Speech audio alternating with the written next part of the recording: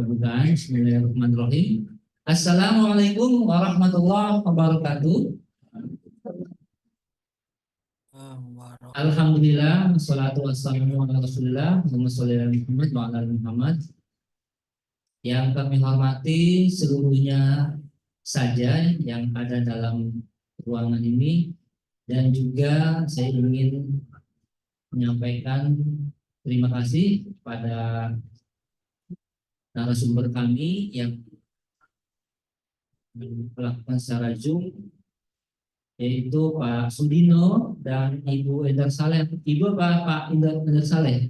Kita sapa dulu Pak Sudino atau Ibu Endar ya. Bisa mendengar Pak suara kami di sini? Assalamualaikum warahmatullahi wabarakatuh. Terdengar Pak? Oke, sangat jelas ya. Baik, terima kasih ini Pak atas Indar itu Pak. Pak Indar Saleh bukan Ibu. Oh, Pak Indar ya, mohon maaf. Dua-duanya Bapak ya. Baik, ini kami Bapak, Pak Sudino dan Pak Indar. Kami Pemprov Banten sesuai dengan undangan, memang kita melaksanakan agenda pembinaan. Ya, insya Allah sih ini yang kedua kali. Nanti kita juga tahun ini ada beberapa agenda juga. Setiap pertemuan kita punya target apa yang ingin kita raih. Pertemuan pertama, waktu itu kita adakan, yang kita targetkan adalah mulai terintegrasinya apa sebutannya API gitu. API dari masing-masing portalnya pemerintah kabupaten kota. Dan alhamdulillah API-nya sudah kami terima. Tapi memang secara integrasi ini sedang dikerjakan ya oleh teman-teman kami di Kominfo. Kami juga Pak Sudino, Pak Endar dan Bapak Ibu semua ini didampingi oleh komplit dari Kominfo Provinsi Banten.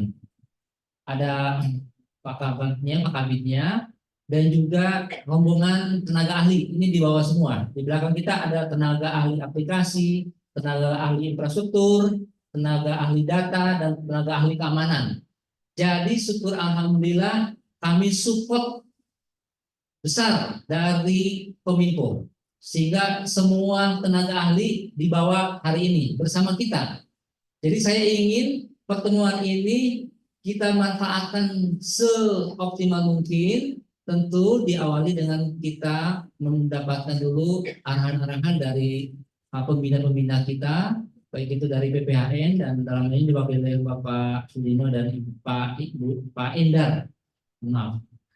Mungkin itu sebagai ini dari kami. Kemudian target yang akan kami capai dalam pertemuan ini adalah kita memperbaiki bagaimana pengolahan itu agar sesuai dengan peraturan Menteri Hukum dan HAM. Karena perjalanan kami sebagai provinsi dalam membina juga kepada teman-teman kabupaten kota, kami sudah mendatangi beberapa kabupaten kota, baik itu Lebak, Tangerang, Cilegon. Ya, ini kami temukan ternyata dalam jadihannya masih banyak belum sesuai dengan apa yang seharusnya diterapkan. Dan ini persoalan ketika teman-teman pusat melakukan penilaian, sehingga akan sulit mendapatkan penilaian yang baik dari sisi aspek yang standarnya, yaitu standar Permen-Kumham. Belum kita bicara tentang pengembangan yang harus terus kita upayakan agar kita memiliki pembeda dalam pengolahan jadihan. Barangkali nanti kita juga akan mendengarkan bagaimana perhatian dari Kominfo Provinsi Banten terhadap DDH, dan sengaja Pak Sudino, Pak Endar, kami mengundang semua kabupaten kota itu plus Kominfonya, plus Setuannya, dan plus bagian hukumnya. Jadi masing-masing dalam satu meja ini adalah mencerminkan pemerintah daerah kotanya. Dan nanti kita ada sebenarnya ingin berpraktek untuk melihat apakah betul apa yang dijadikan itu sudah sesuai dengan pedoman.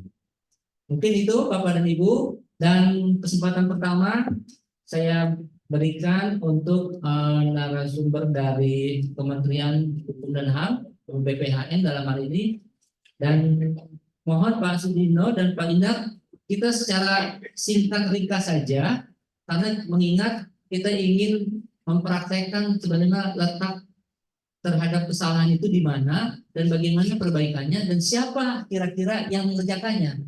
Karena bagian hukum itu kadang-kala, memang bukan kadang-kala, memang tidak mengerti tentang IT-nya. Tentu harus dibantu oleh teman-teman dari Kominfo-nya. Mungkin begitu ya, Pak Sudino ya. Mohon izin kita persilahkan dulu untuk memberikan materi sekitar barangkali masing-masing 10 menit lah. Mudah-mudahan cukup nih, 10 menit, 10 menit. Kepada teman-teman dari BPHN dipersilahkan. Monggo siapa dulu silakan switch di sana. Atau mungkin mewakili salah satunya juga. Saya rasa kami tidak masalah. Demikian kepada Pak Sudino dan Pak Ida dipersilahkan. Ya, izin Pak. Terdengar jelas Pak? Ya jelas sekali, jelas. Ya. Assalamualaikum warahmatullahi wabarakatuh. Salam sehat dan sejahtera untuk kita semua. Yang kami hormati PLT Asda 1, Dr. Komarudin MAP, PLT Kepala Biro Hukum, Hadi Prawoto SH, para narasumber, Pak Moderator, Pak Ahmad, Pengelola JDIH Kabupaten Kota, DPRD, PTN, PTS. Oke, jadi pada kesempatan pagi hari ini, saya akan memaparkan materi terkait dengan evaluasi pengelola JDIH terkait standar metadata dan proses integrasi wilayah JDIH Provinsi Banten.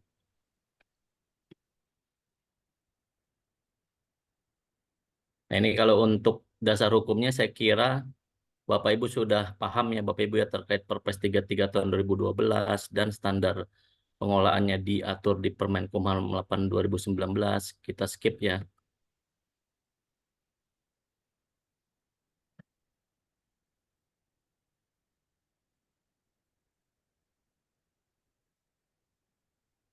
Ini struktur JDIH kita yang diatur di Perpres 33 tahun 2012.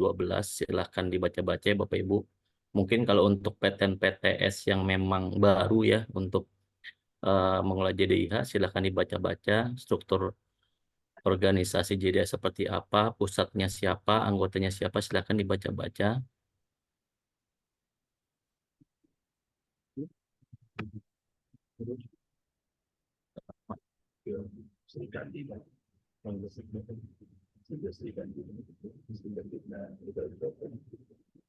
Ini tusinya yang mengatur tugas dan fungsi dari anggota JDIH.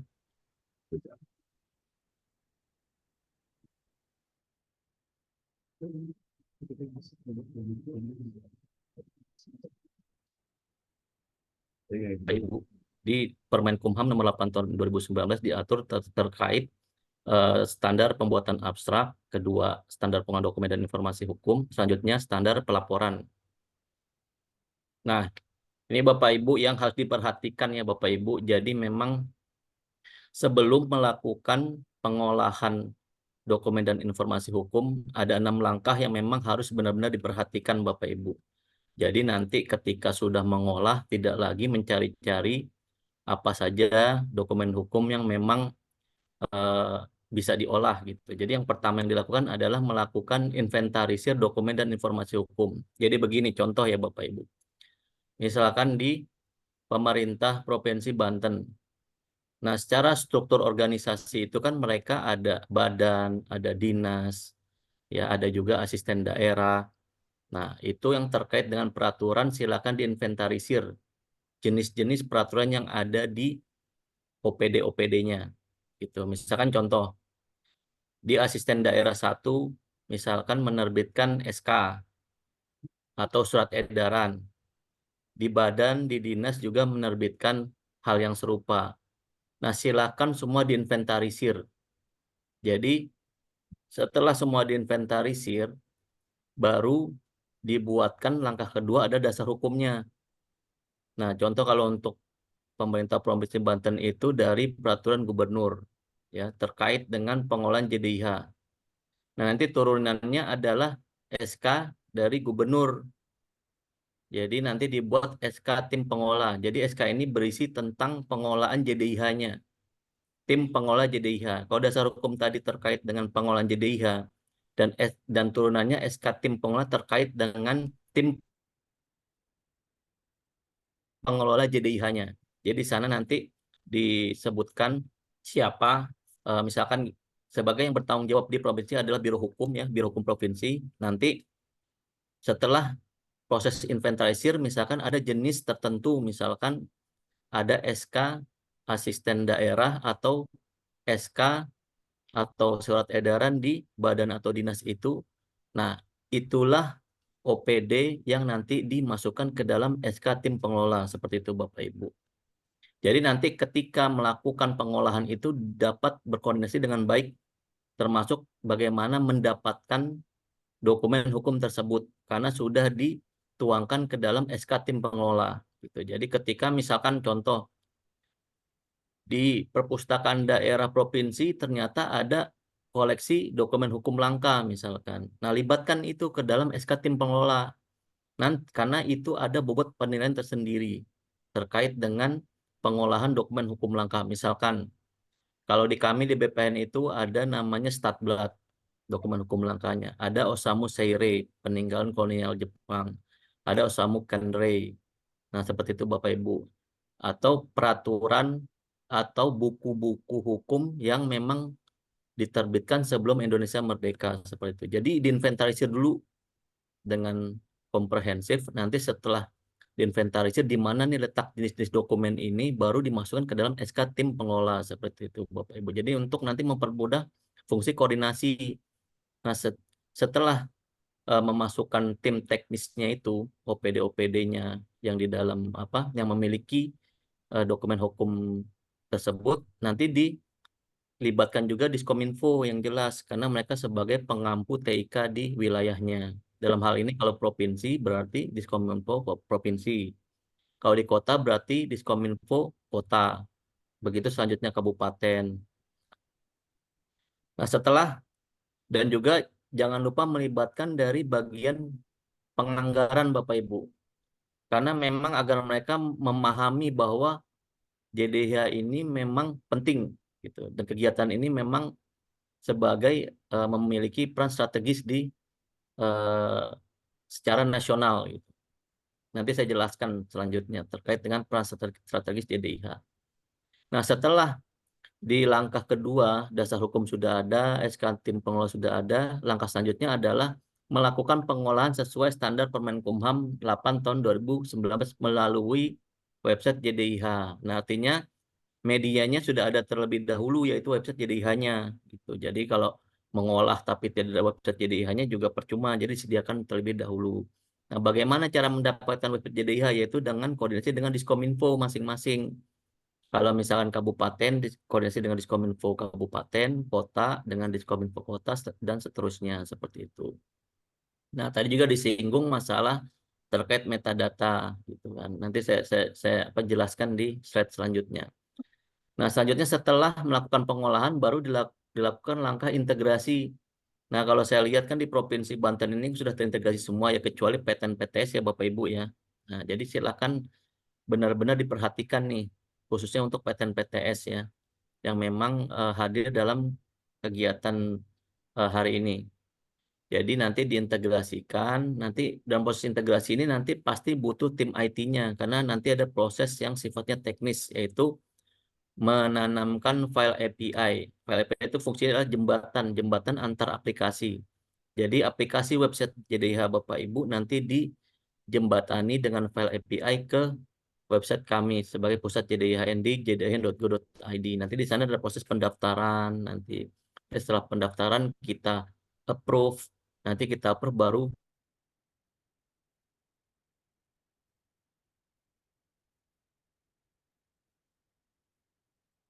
JDIH nih. Biasanya setelah integrasi itu lupa dilakukan sync secara berkala.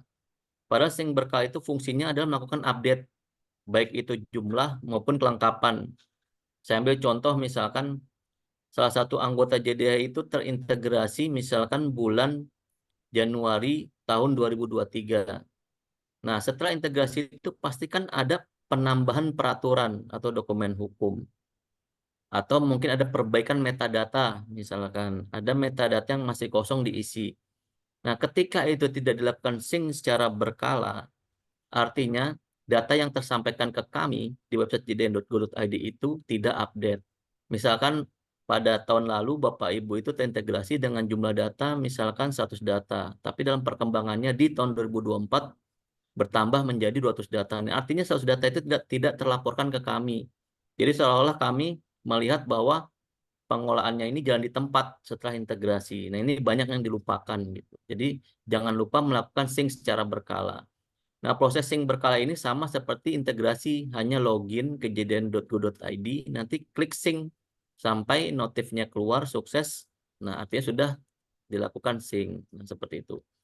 Nah, selanjutnya setelah sync jangan lupa melaporkan. Karena banyak yang tidak melaporkan pada pengolahannya bagus. Pada bobot penilaiannya ini besar ya Bapak Ibu, untuk pelaporan ini nilainya itu 10 ya. Dari total 100, artinya 10% itu ketika melaporkan secara tepat waktu di akhir Desember setiap tahunnya dan mengisi secara lengkap itu sudah mendapat poin 10. Artinya 10% dari total penilaian seperti itu. Oke, saya lanjutkan.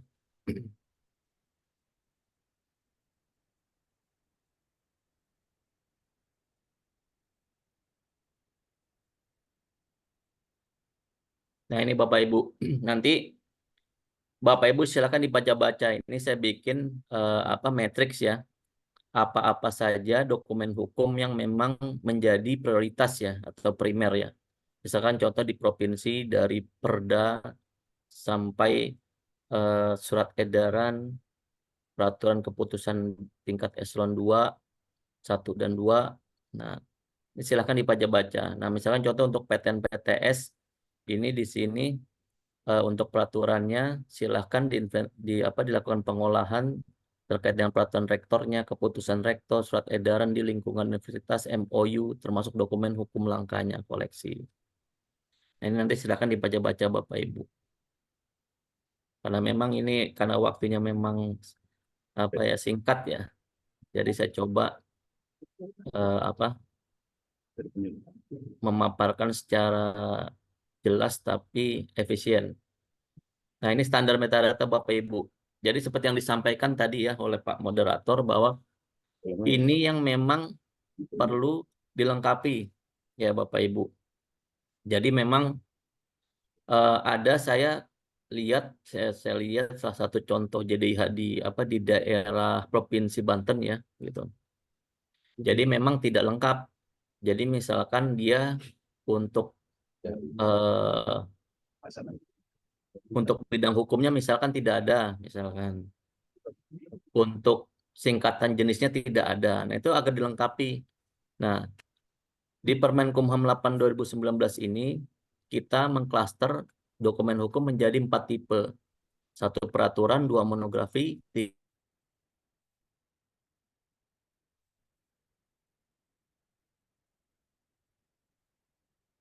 diisi di tipe peraturan. Contoh, di monografi ini ada namanya nomor panggil ya. Nah, di checklist, tapi di peraturan tidak ada. Artinya metadata ini disediakan tapi hanya digunakan untuk monografi atau buku hukum. Jadi agar karena ini juga Diskominfonya hadir semua ya Bapak Ibu ya, coba tolong diperhatikan, coba dicek lagi ketika diklik peraturannya, detailnya itu dicek apakah sudah lengkap seperti ini. Dari tipe dokumen, jenis dokumen, sampai peraturan terkait. Coba dicek lagi nanti. Jadi semua dilengkapi. Nanti dibuat untuk form pengisiannya sesuai dengan checklist. Gitu. Metadata ini kalau bahasa awamnya untuk fill isian lah Bapak Ibu. Jadi kolom-kolom yang harus diisi. Yang diatur di Permenkumham 8 2000.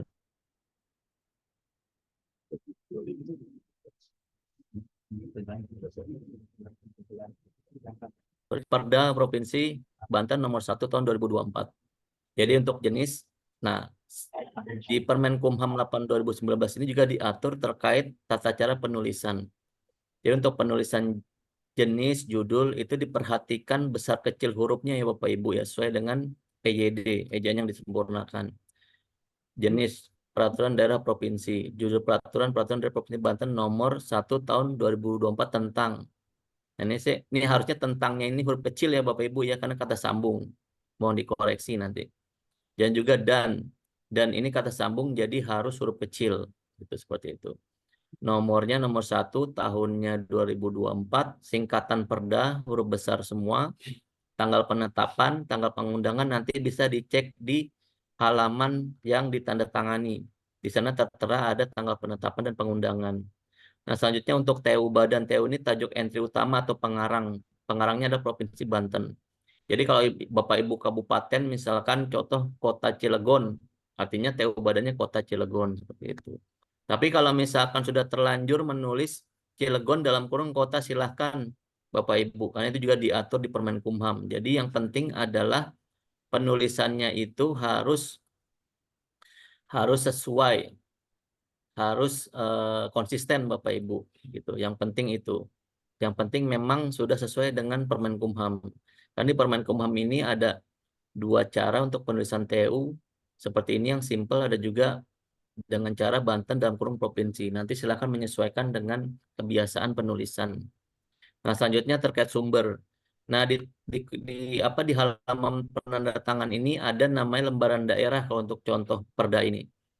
Lembaran daerah disingkat LD spasi tahunnya, spasi dalam kurung nomor lembaran daerahnya.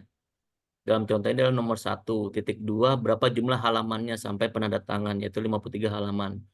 Nah, saya cek ada di bawahnya adalah ada tambahan lembaran daerah disingkat TLD, tulisannya sama seperti itu, jumlah halaman sisa dari pengurangan batang tubuh yang 53 halaman tersebut. Seperti itu. Untuk tempat terbit Jakarta, bidang hukumnya hukum pajak. Nah, untuk subjek ini sebenarnya seperti keyword lah Bapak Ibu. Jadi Bapak Ibu itu ketika mengisi subjek harus memposisikan sebagai pencari informasi. Jadi ketika Bapak Ibu ingin mencari contoh Perda Provinsi Banten terkait pajak dan retribusi, apa yang Bapak Ibu ketik? Nah, otomatis Bapak Ibu ketik pajak, Bapak Ibu ketik retribusi. Nah, jadi silahkan dibuat seperti itu. Jadi subjek ini seperti keyword atau kata kunci ya Bapak Ibu. Nah, saja bahasanya bahasa Indonesia, lokasi. Nah, lokasi dari dokumen hukumnya. Dalam hal ini contoh ini adalah Biro Hukum Provinsi. Jadi kalau misalkan di kabupaten kota, bagian hukum kota atau kabupaten. Selanjutnya ada urusan pemerintahan, penandatangan. Nah, penandatangan juga huruf besar ini kan Pak Al Muktabar sebagai gubernur tanpa gelar ya Bapak Ibu ya, langsung nama. Selanjutnya pemrakarsa. Nah, pemrakarsa ini dari misalkan kalau provinsi apakah ini pemrakarsanya dari Biro Hukum atau mungkin badan atau dinas, nah silahkan diisi, disesuaikan gitu. Nah, selanjutnya peraturan terkait. Misalkan kalau ada peraturan terkait dengan peraturan ini silahkan dikaitkan. Tapi dengan catatan harus diinput terlebih dahulu biasanya gitu. Nah, selanjutnya dokumen terkait. Ini terkaitnya misalkan terkait dengan naskah akademiknya. Nah, silahkan ditautkan. Tapi juga harus diinput terlebih dahulu. Nah, selanjutnya statusnya apakah peraturan ini mengubah atau mencabut, nah silakan diisi di keterangan ketika memang di peraturan ini melakukan perubahan atas peraturan yang lain, tapi nanti tinggal dikaitkan dengan catatan harus diinput terlebih dahulu peraturan yang diubah seperti itu. Lampiran. Nah, untuk lampiran ini formatnya Bapak Ibu ya di Permenkumham 8 2019 diatur. Jadi untuk 4 digit ini adalah tahun ya. Dua digit ini adalah singkatan karena ini perda singkatnya PD ya huruf kecil semua. Nah 0036 ini adalah kode wilayah administratif yang dikeluarkan oleh Kemendagri. Jadi kalau untuk contoh Pemprov Banten ini adalah 0036. Selanjutnya 3 digit adalah nomor peraturannya yaitu 001.pdf. Nah seperti itu Bapak Ibu. Nanti silakan dicek lagi apakah sudah sesuai atau belum gitu. Karena memang untuk di tahun 2024 ini ya Bapak Ibu ya, kesesuaian metadata dan kelengkapan itu nilainya besar. Jadi agar dilakukan validasi lagi apakah dokumen hukum yang diinput ini sudah sesuai atau belum. Seperti itu. Nah ini contoh metadata untuk buku hukum ya. Paling yang saya jelaskan yang sifatnya teknis seperti nomor panggil. Jadi nomor panggil ini diambil dari klasifikasi Bapak Ibu, klasifikasi dari UDC atau Universal Decimal untuk klasifikasi di perpustakaan. Jadi nanti bisa cek di link link di slide terakhir, nanti bisa dicek Bapak Ibu termasuk paparan saya, termasuk peraturan-peraturan yang ada di dalam paparan saya, silakan dicek, nanti bisa di-download, dibaca-baca. Jadi nanti bisa di-download judisinya. 342 ini masuknya hukum ya. 34 itu kepala hukumnya seperti klasifikasi. 342 masuk hukum otonomi daerah misalkan.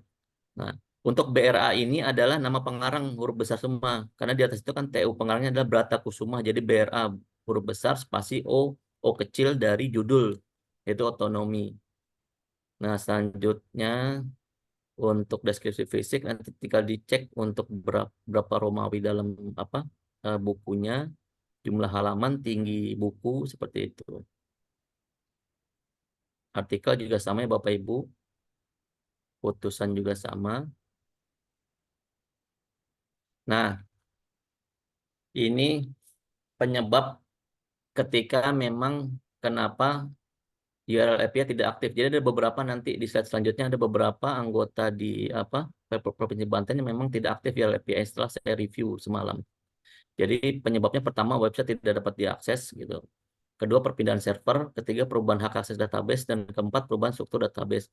Kalau saya lihat dari contoh dari Provinsi Banten, karena memang kemarin pakai profesi ya Bapak Ibu ya. Artinya memang website-nya sudah tidak bisa diakses gitu, karena memang sudah kita hentikan gitu. Karena untuk profesi ini program percepatan integrasi memang kita berikan karena untuk proses integrasi waktu itu. Jadi sifatnya temporari. Jadi memang ketika sudah terintegrasi agar segera dipindahkan ke masing-masing Diskominfo seperti itu. Nah, ini silakan koordinasi jika ada URL API yang tidak aktif. Ngeceknya mudah Bapak Ibu.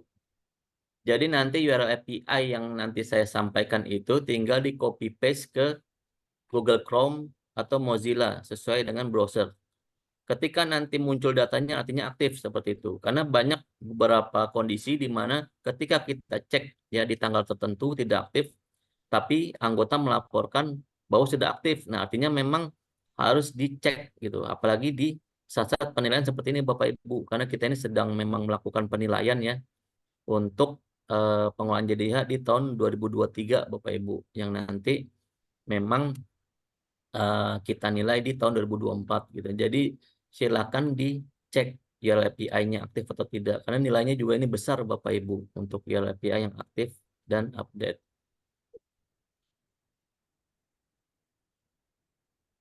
Nah, ini untuk sinkronisasi, silakan dibaca-baca ya, tinggal masuk ke dalam di go.id. Nah, ini terkait dengan petunjuk teknis yang terbaru Bapak Ibu. Jadi memang ada secara jumlah indikator berkurang, tapi item-itemnya bertambah lebih rigid dan nilainya juga berubah. Ini juga nanti bisa di-download ya Bapak Ibu ya di link yang saya lampirkan di slide terakhir. Nah, ini mungkin nanti disampaikan oleh rekan saya ya nanti ya terkait indikator gitu. Nanti saya mungkin menambahkan sedikit saja. Nanti saya skip aja ya untuk yang ini.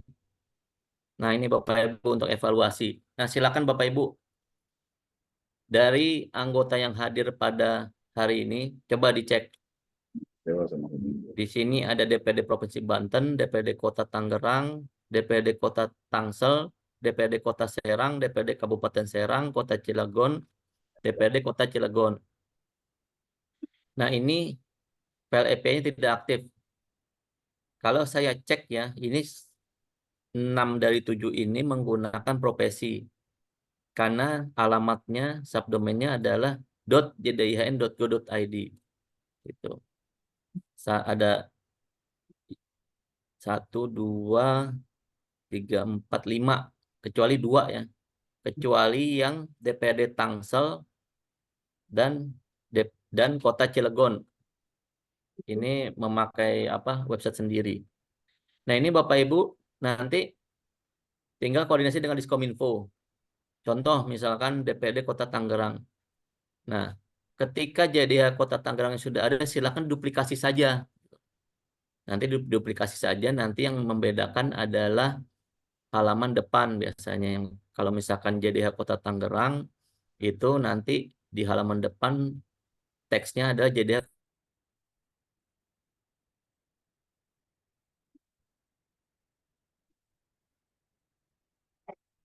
tapi isinya pasti berbeda itu dari Perda Kota. Nah, kalau DPRD Kota Tangerang isinya adalah peraturan DPRD, keputusan DPRD, keputusan pimpinan DPRD gitu, dan risalah lapat yang terkait dengan DPRD seperti itu. Nanti kalau misalkan memang sudah ada JDIH-nya, website JDIH di kabupaten kota, silakan duplikasi saja nih. Nanti minta bantuan teman-teman Diskominfo. Karena kalau misalkan memakai aplikasi dari kami ya, nanti otomatis kan kalau Diskominfo juga belum mengetahui secara detail aplikasinya. Nanti perlu pembelajaran lagi, perlu nanti apa namanya, melakukan perbaikan-perbaikan. Tapi ketika sudah ada JDIH di kota kabupatennya, itu kan sudah dipegang langsung oleh Diskominfo, artinya celah-celahnya juga mereka sudah paham gitu. Jadi kalau menurut hemat kami silahkan diduplikasi saja. Nanti tinggal dibedakan judul dan isinya seperti itu Bapak Ibu. Dan nanti tinggal dicek nih Bapak Ibu, nanti tinggal copy paste saja, nanti copy paste nanti di Google Chrome atau Mozilla, apakah tampil atau tidak gitu. Datanya ketika itu nanti di copy paste dia tampil datanya, artinya aktif. Silahkan lapor ke kami untuk kami update lagi datanya.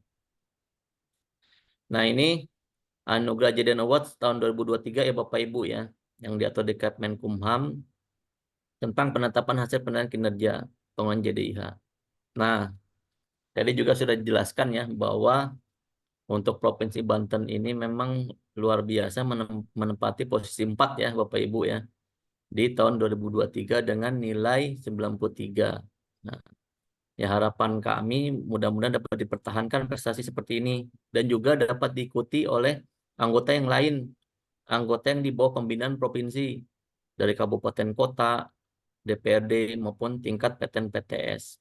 Karena kalau saya cek yang baru mendekati ini baru kota Serang ya ini ya.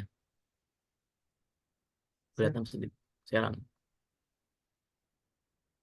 Nah, ini 13 ini 13. Kalau misalkan dia tingkatkan nilainya misalkan ke 90.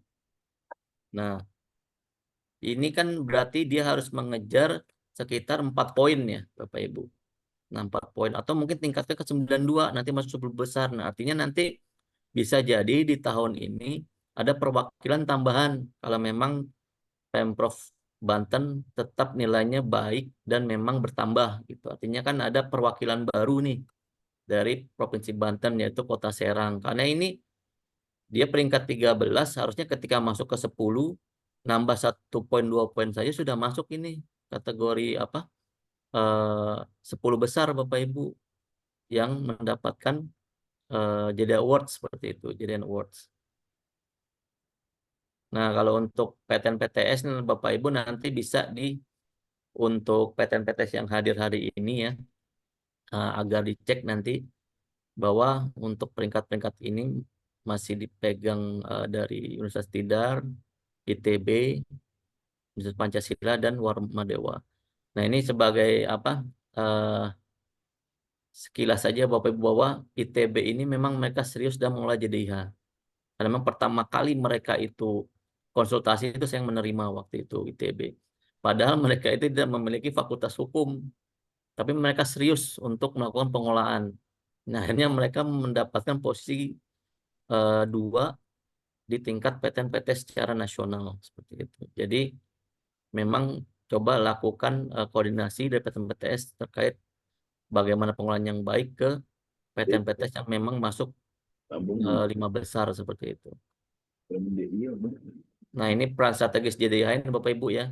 Kita masuk ke dalam pelaporan program SPBE, kontributor program 1 data, penilaian indeks reformasi hukum, dan penilaian desa sadar hukum.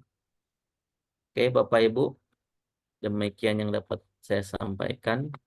Nanti bisa Aceh saya serahkan dulu kepada moderator. Izin Pak Moderator. Itu apa yang disampaikan tadi oleh Pindar tadi itu sangat rinci dan sudah mengerucut terhadap hal-hal yang sebenarnya ingin kami selaku Pemprov Banten perbaiki terkait dengan pengolahan JDIH di masing-masing kota. Terima kasih nih Pak Indar nih ini atas presentasinya dan mudah-mudahan teman-teman juga yang hadir ini sudah mendownload juga nih. Oke, siap Pak. Terus saya juga mohon kepada teman-teman yang hadir, coba langsung kita lakukan cross check terhadap JDH-nya masing-masing. Karena memang apa yang tadi disampaikan oleh Pak Indar juga, ini kita temukan ketika kami meng-cross check bagaimana metadata dari masing-masing teman-teman dalam JDH-nya. Nah, seperti tadi soal dokumen yang apa tuh namanya disebut dalam dokumen hukum ya, adanya jenis peraturan, metadata lah dalam bahasa tadi. Ini bisa, ini nggak teman-teman yang hadir bisa nggak kalau bawa laptop bisa nggak sekalian meng-cross check terhadap kesesuaian tadi URL-nya itu, supaya kita di sini mengetahui bahwasanya memang ada ketidakaktifan nih. Jangan-jangan ini kan ada teman sebangkunya nih dari Kominfo, bisa Kominfo nanti membantu apa lewat temannya di kantor atau di sini gitu ya. Ini bisa di cross check. Pak Indar dan Pak Sudino, saya rasa kalau untuk Pak Indar ini materi itu sangat berkenaan dengan bagaimana kita meningkatkan pengelola JDH. Jadi disebutin tadi Kota Serang ini sedikit lagi nih sudah bisa menuju kepada 10 besar. Kota Serang, coba acungkan di sini. Kota Serang mana ya? Berdua aja. Satu. Yang lainnya siapa lagi? Oke. Ya, baik. Karena ini kita per meja dan ketahuan dan akan di cross check karena tadi kita bawa kekuatan tim IT-nya Provinsi Banten. Jadi kita akan membantu melakukan pembinaan sekaligus di dalam ruangan ini. Jadi saya tidak ingin ada istilah, oh ini kita ada masalah Pak, kurang IT. Nah, kita bawa ini IT-nya. Ada 4 tadi yang kita sebutin. Sekaligus ya saya bawa bukunya untuk kita RTA sedanya. pengembangan.